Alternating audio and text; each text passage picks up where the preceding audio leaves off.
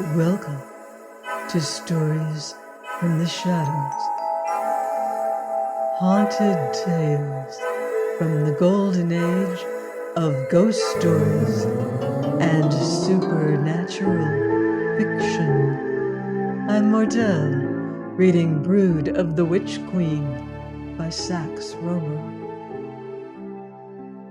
Chapter 20. The Incense.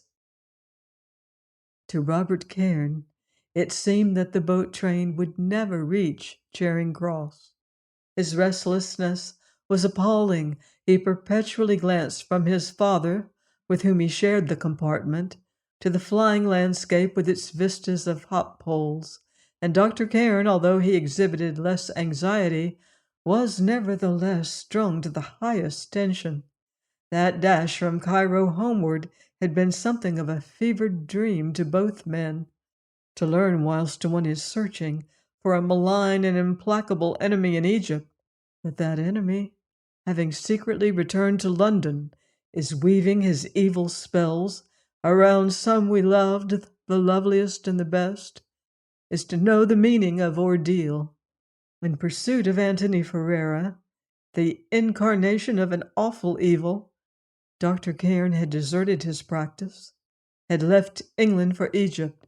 Now he was hurrying back again, for whilst he had sought in strange and dark places of that land of mystery for Antony Ferrara, the latter had been darkly active in London.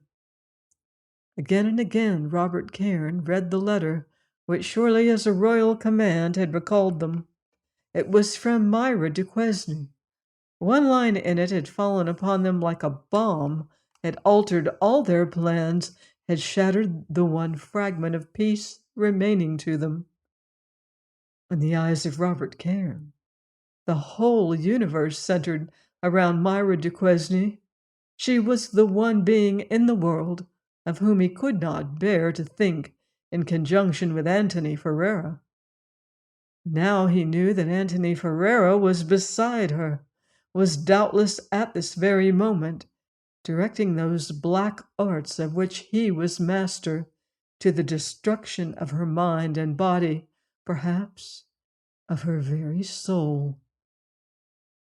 Again he drew the worn envelope from his pocket and read that ominous sentence which, when his eyes had first fallen upon it, had blotted out the sunlight of Egypt. And you will be surprised to hear that Antony is back in London and is a frequent visitor here. It is quite like old times. Raising his haggard eyes, Robert Cairn saw that his father was watching him. Keep calm, my boy, urged the doctor.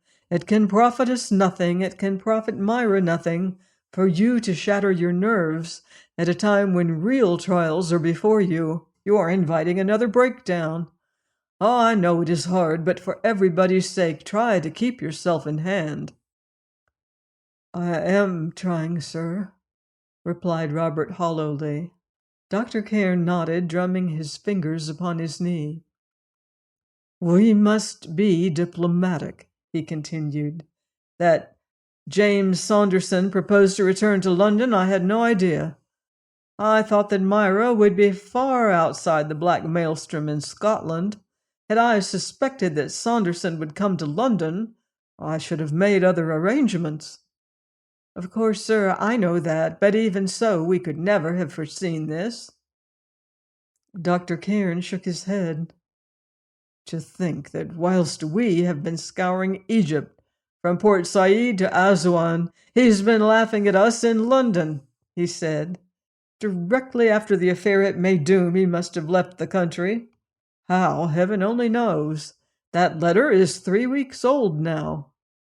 Robert Cairn nodded. What may have happened since? What may have happened?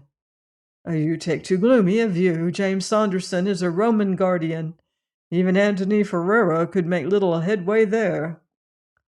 But Myra says that Ferrara is a frequent visitor. And Saunderson, replied Dr. Cairn with a grim smile, is a Scotchman. Rely upon his diplomacy, Bob. Myra will be safe enough. God grant that she is. At that, silence fell between them, until punctually to time the train slowed into Charing Cross. Inspired by a common anxiety, Dr. Cairn and his son were first among the passengers to pass the barrier. The car was waiting for them, and within 5 minutes of the arrival of the train, they were whirling through London's traffic to the house of James Saunderson. It lay in that quiet backwater, remote from motor bus highways, Dulwich Common, and was a rambling, red-tiled building which at some time had been a farmhouse. As the big car pulled up at the gate, Saunderson, a large-boned Scotchman, tawny-eyed and with his grey hair worn long and untidily, came out to meet them. Myra de Quesney stood beside him. A quick blush colored her face momentarily, then left it pale again. Indeed, her pallor was alarming. As Robert Cairn, leaping from the car, seized both her hands and looked into her eyes, it seemed to him that the girl had almost an ethereal appearance. Something clutched at his heart, iced his blood, for Myra de Quesney seemed a creature scarcely belonging to the world of humanity, seemed already half a spirit. The light in her sweet eyes was good to see, but her fragility and a certain transparency of complexion horrified him. Yet he knew that he must hide these fears from her, and turning to Mr. Saunderson, he shook him warmly by the hand, and the party of 4 passed by the low porch into the house. In the hallway, Miss Saunderson, a typical Scottish housekeeper, stood beaming welcome, but in the very instant of greeting her, Robert Cairn stopped suddenly as if transfixed. Dr. Cairn also pulled up just within the door, his nostrils quivering, and his clear gray eyes turning right and left, searching the shadows. Miss Saunderson detected the sudden restraint. "Is anything the matter?" she asked anxiously. Myra, standing beside Mr. Saunderson, began to look frightened, but Dr. Cairn, shaking off the incubus which had descended upon him, forced a laugh, and clapping his hand upon Robert's shoulder, cried, "Wake up, my boy. I know it's good to be back in England again, but keep your daydreaming for after lunch." Robert Cairn forced a ghostly smile in return, and the odd incident promised soon to be forgotten. "How good of you," said Myra as the party entered the dining room, "to come right from the station to see us. And you must be expected in Half Moon Street, Dr. Cairn."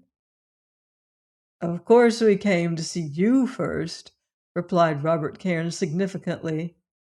Myra lowered her face and pursued that subject no further. No mention was made of Anthony Ferrara, and neither Dr. Cairn nor his son cared to broach the subject. The lunch passed off then without any reference to the very matter which had brought them there that day. It was not until nearly an hour later that Dr. Cairn and his son found themselves alone for a moment. Then, with a furtive glance about him, the doctor spoke of that which had occupied his mind to the exclusion of all else since first they had entered the house of James Saunderson.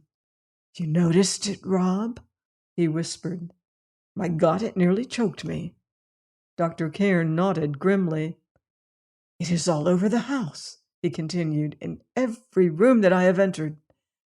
They are used to it and evidently do not notice it, but coming in from the clean air, it is abominable, unclean, unholy." "We know it," continued Dr. Cairn softly, "that smell of unholiness. We have good reason to know it. It heralded the death of Sir Michael Ferrara. It heralded the death of another. With a just God in heaven, can such things be?" "It is the secret incense of ancient Egypt," whispered Dr. Cairn, glancing towards the open door. "It is the odor of that black magic which by all natural law should be buried and lost forever in the tombs of the ancient wizards. Only 2 living men within my knowledge know the use and the hidden meaning of that perfume. Only 1 living man has ever dared to make it, to use it. Anthony Ferreira. We knew he was here, boy. Now we know that he is using his powers here. Something tells me that we come to the end of the fight. May victory be with the just. Join me next time on Stories from the Shadows for more occult adventures in Brood of the Witch Queen by Sax Rohmer. Until then, I wouldn't blame you if you leave the lights on.